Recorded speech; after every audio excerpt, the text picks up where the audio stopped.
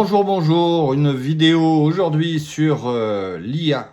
Est-ce que l'IA a une âme et qu'est-ce qu'on fait avec ça? Alors c'est le sujet à la mode en ce moment. Bon, il y en a plein, mais alors celui-là, c'est celui qui va le plus transformer toute notre vie au quotidien, autour de nous. Ça fait peur parce que dès qu'il y a un changement, dès qu'on est sorti de son petit confort, oulala, qu'est-ce qui se passe? Alors déjà que ça se passe pour nous dans notre vie, dès qu'il se passe un truc, mon Dieu, ça va pas.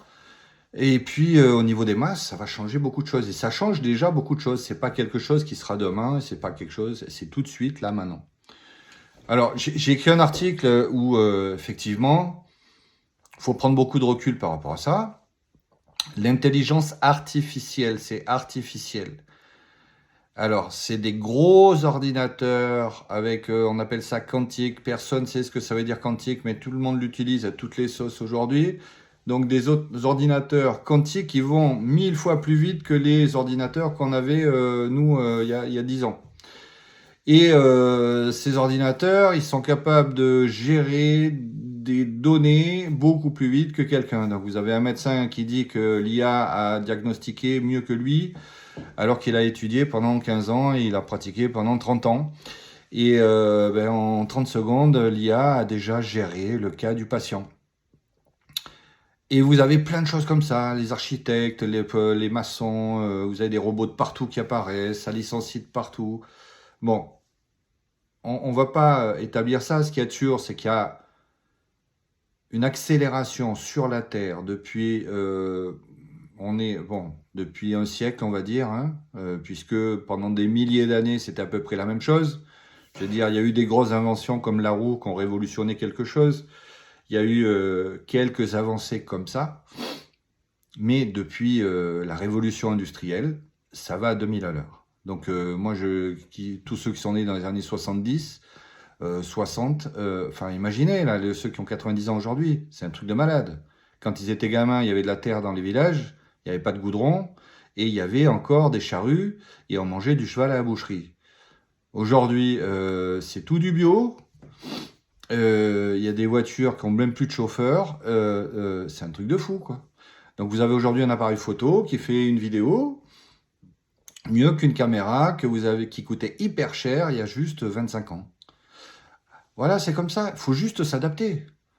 Alors, la question, c'est de savoir quelle est l'énergie derrière l'IA.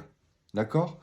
Alors, on va partir du principe que dès qu'il y a quelque chose qui, sur la Terre, hein, je vais parler sur la Terre, dès qu'on va créer quelque chose, il y a une énergie derrière cette chose. Et donc, il y a quelque chose qui va impulser l'énergie de base de cette chose-là. On va prendre très, très simple, hein, on prend une entreprise. Donc, vous avez une personne qui va créer une entreprise. Donc, elle va choisir un nom de l'entreprise.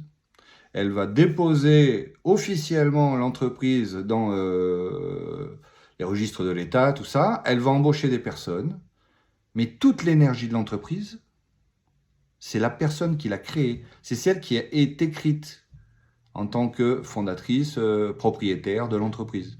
Donc l'énergie de cette personne sera l'énergie basique pour toute l'entreprise. Et vous verrez que toutes les entreprises, c'est comme ça. Allez en haut de la pyramide et vous aurez tout ce qui se passe dessous. Vous savez, c'est très simple, hein. Si vous avez un dirigeant voleur, vous allez avoir que des employés voleurs. Si vous avez un dirigeant menteur, vous allez avoir plein de problèmes de mensonges, de jalousie, de tout ce que vous voulez dans l'entreprise. Si vous avez un dirigeant travailleur honnête, vous aurez des gens honnêtes et travailleurs dessous. Alors, évidemment, qui se ressemblent, s'assemblent, mais c'est vibratoire, c'est comme ça. Alors, l'IA, c'est un peu pareil. L'IA, c'est un robot. Donc, ceux qui sont anti-IA, surtout anti-IA, il ne faut pas prendre une calculatrice, il ne faut pas prendre un téléphone, parce que on est très content de faire des calculs sur une petite calculette, là, comme on faisait à l'école, et pour faire les additions, ça va beaucoup plus vite que d'écrire avec un crayon. C'est direct, pam, pam, pam, et puis n'importe laquelle, avec des zéros, sans zéros, avec des virgules. Bon, l'IA, c'est pareil, c'est juste une amélioration. Donc, quand on était gamin, on était fan de voir qu'il y avait des bras bioniques dans Star Wars ou dans Steve Austin. Et oui, c'est ça l'intelligence artificielle, c'est-à-dire une technologie qui permet d'améliorer les conditions de vie en fonction de chacun. Donc par exemple, une voiture sans chauffeur pour tous les aveugles, c'est un truc de fou. C'est génial. Ça va leur donner une liberté qu'ils n'avaient pas avant. Et ça va enlever beaucoup de désagréments, ça va leur faire gagner du temps. Et c'est vraiment très sympa. Et quand je vais voir quelqu'un que je connais pas, j'ai juste à taper l'adresse sur Waze et j'arrive devant sa porte et je suis très content. J'ai pas pris les cartes comme avant et à droite, à gauche et comment je la lis. Et la rue, ça s'écrit petit et tout ça. Voilà. Donc, c'est pas le problème de la technologie puisque, vous savez, dans les mondes extraterrestres, sur les plans supérieurs, ils ont des technologies, l'IA, mais c'est dépassé, quoi, on va dire. Bon, ils l'utilisent, mais il y a de tout. Il y a des êtres qui sont à moitié robots, il y a de tout. Donc là, on est sur la Terre. Si on arrive à ça, ça veut dire que le corps intellectuel, le corps mental inférieur de l'homme est arrivé à maturité pour arriver à ce point-là. Je l'ai répété plein de fois, on est à la fin de ça, ce qui veut dire que c'est pour ça qu'aujourd'hui, tout ce qui est scientifique touche l'énergie. D'ailleurs, le mot énergie apparaît maintenant dans toutes les conversations. Donc, tout est fonction de l'énergie. Donc, peut-être, un jour, les hommes arriveront à un niveau de connaissance ou de maturité pour gérer une énergie plus forte que l'énergie atomique, et il n'y aura plus besoin de carburant fossile, de carburant électrique, il n'y aura plus besoin de ça pour alimenter l'électricité d'une maison, d'une voiture, de ce que vous voulez. Mais aujourd'hui, cette énergie est trop forte, elle n'est pas disponible sur la Terre parce qu'on ne reçoit pas l'information, parce que c'est pas possible. Alors, ceux qui sont le plus scientifiques, vous pouvez regarder Tesla, tout ça, et il y a 2 milliards de théories, mais comme on dit, hein, tant que je ne l'ai pas dans ma maison, tant que je ne le vois pas, j'y crois pas. N'empêche que c'est comme ça. L'homme va recevoir de l'information pour créer des choses nouvelles quand il sera capable de le gérer. Seulement, à chaque fois qu'arrive une invention nouvelle, puisque tout ce qu'on reçoit comme information et tout ce qu'on crée, ça vient d'où? Vous croyez que les hommes, ça y est, oh, j'ai une idée, il y a ça qui vient. Ben non, il reçoit l'idée parce qu'il est connecté à quelque chose, consciemment ou inconsciemment, et pan, il va écrire un livre, pan, il va inventer quelque chose. Donc on va donner une formule scientifique où on va donner par rapport à des plans supérieurs de ceux qui gèrent en fait le karma, la programmation, toute cette planète. Voilà. Donc là, il y a l'IA qui arrive. Il y a des contacts avec plein de gens qui se réveillent sur la Terre avec des forces invisibles. Pour la grande majorité des personnes, il y a un décalage énorme entre les gens. Alors il y a tous ceux qui s'éveillent qui sont moitié paumés là, en ce moment. Et en même temps qui se disent ah ben non c'est moi qui suis normal, avant je croyais que j'étais anormal, maintenant c'est moi qui suis normal. Bon, c'est pas grave. On va revenir sur l'IA. L'IA c'est un outil extraordinaire. Mais il faut voir ce qu'il y a derrière. Donc vous pouvez totalement utiliser l'intelligence artificielle, étudier comment ça fonctionne, voir comment ça vient, et transmuter l'énergie qui est derrière ça, pour vous l'approprier. Comme vous pouvez le faire avec un t-shirt que vous achetez, une pomme que vous allez manger. Il faut harmoniser vibratoirement tous les éléments qui passent par vous. Voilà. Sinon, vous allez vous faire défoncer. Ce sont des égrégores trop puissants, en fait. Au niveau individuel, de l'individualité, c'est compliqué de pouvoir affronter ça. C'est comme l'administration centrale d'un pays, c'est énorme. Enfin, ça dépend des pays, hein. Après, tout est relatif. Mais l'intelligence artificielle, n'ayez pas peur, adaptez-vous. Peut-être vous en avez besoin, peut-être pas du tout. Il y a des gens qui vivent très bien sans téléphone aujourd'hui, parce qu'ils n'en ont pas besoin, tout simplement. Il y en a d'autres, ils en ont besoin pour leur boulot, ils l'utilisent pour le travail, et puis quand ils ont fini de travailler, ils le posent. Vous savez, c'est une gestion personnelle. Tout simplement. Qui domine qui? Est-ce que vous êtes dominé par votre téléphone ou le téléphone vous domine? Parce que ces outils de communication, donc l'IA en fait partie aussi, hein, puisque ça permet de communiquer, via Internet et via tout ça, mais les outils comme le téléphone, comme les vidéos, les films, comme la musique, sont des canaux parfaits pour parasiter les gens, c'est-à-dire pour vous balancer des entités et des implants. Donc, si vous êtes conscient, déjà, vous amortissez énormément. Et vous pouvez tout faire, si vous êtes conscient. C'est bien pour ça qu'on se fait attaquer la nuit quand on dort, on se fait reprogrammer, recabler, parce qu'on est inconscient. Donc quand on est conscient, on est beaucoup moins malléable. Même si on peut recevoir une belle décharge en pleine journée. Donc l'IA, c'est un robot. Et le robot,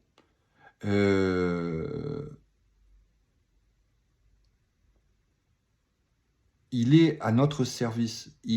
En fait, il est fait par la mémoire des hommes. Tout ce qui a été fait vient de la mémoire des hommes, de tout ce qui s'est passé. Donc l'IA, c'est un business énorme d'avoir recopilé, je ne sais pas comment on dit en français, recopilar en espagnol, et toutes les données. Mais il n'y a rien de créatif là-dedans. Parce que même les créations qui vont venir, ce sont encore des données qui ont déjà été faites. Voilà. Donc en fait, c'est artificiel, c'est créé par l'homme, mais l'homme, est-ce qu'il crée lui-même? Ou est-ce qu'il est juste un instrument qui va être créateur d'une illusion parfaite de tout ce qu'il y a autour de nous? Alors ça, c'est un autre débat que j'ai déjà abordé dans d'autres vidéos. Toujours est-il que je vais prendre ce que j'avais pris quand j'avais écrit un article là-dessus. Une maison, vous prenez de la matière, la terre, de la roche, vous mélangez tout ça, vous faites des briques, vous faites des... Voilà, et vous allez faire les fondations de la maison avec ça. Vous allez prendre un minerai qui est le fer, vous allez faire des tiges en fer. C'est encore de la matière qui est juste transformée. Et dans la matière, il y a ce qu'on appelle des élémentaux. Les élémentaux, c'est ce qui donne la vie aux choses. Donc en fait, quand vous faites une maison, vous allez créer une forme, et cette forme va avoir une énergie. D'ailleurs, rien que le mot maison crée une forme, le mot. Et donc, on peut modifier l'énergie de la forme. Alors, ça dépend de plein de choses. Mais c'est comme ça. Alors, nous, on a une conscience et on a une âme. Les animaux aussi. Après, ça dépend. Les insectes, c'est différent. Par exemple, on va prendre des exemples concrets. J'ai un ami qui avait des problèmes qui avait une chauve-souris. Bon, dans la catégorie animale, vous pouvez parler à une chauve-souris, à l'âme de la chauve-souris. Vous pouvez parler aux animaux, à leur âme, et vous pouvez entrer en communication totalement sur des plans supérieurs, même avec les animaux. Et donc vous avez un problème avec un animal, un blaireau dans le potager, je ne sais pas, vous voulez parler à un cheval, vous vous adressez directement à l'animal. Si vous l'adressez à, par exemple, vous avez des problèmes de fourmis, vous vous adressez à ce qu'on pourrait dire l'esprit des fourmis, c'est-à-dire à l'énergie globale des fourmis. Il n'y a pas d'âme derrière, il n'y a pas d'âme dans une fourmi. Donc c'est un robot organique, on pourrait dire.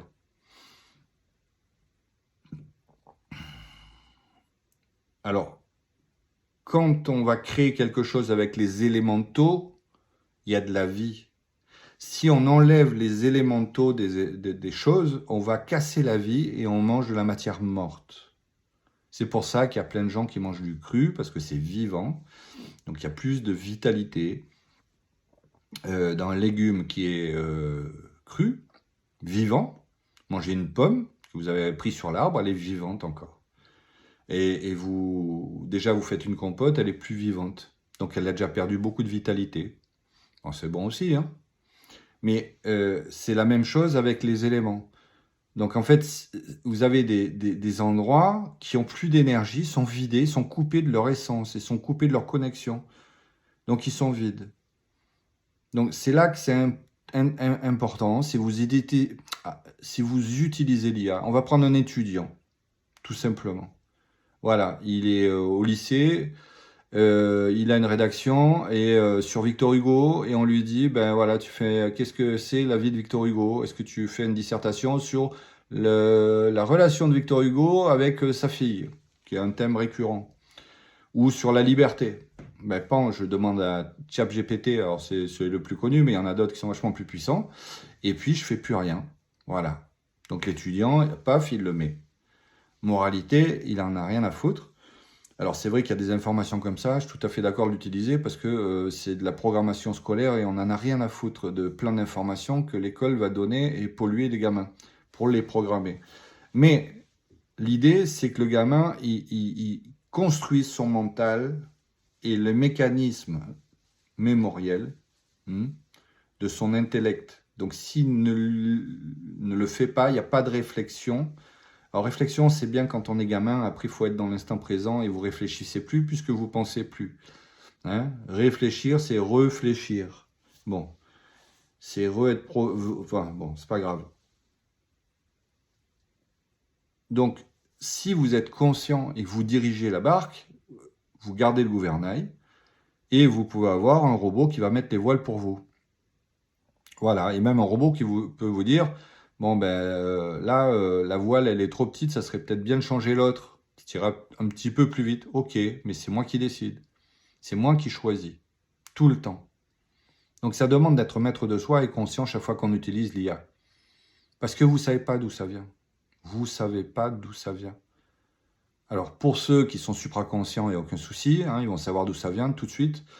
Et c'est pas de l'intuition, c'est du savoir, c'est de la connexion. Pour d'autres, ça va être l'intuition, ça non, puis c'est comme ça, mais il faut faire attention. Est-ce que c'est une peur qui vous bloque pour justement vous bloquer et rester sur le carreau parce que c'est une avancée technologique? Puis les gamins qui arrivent aujourd'hui, alors eux, ils vont aller à 2000 à l'heure et ça va faire mal, quoi. Ça va faire mal. Donc quand les générations des baby-boomers vont partir, imaginez le décalage, enfin, le fossé, il est tellement grand.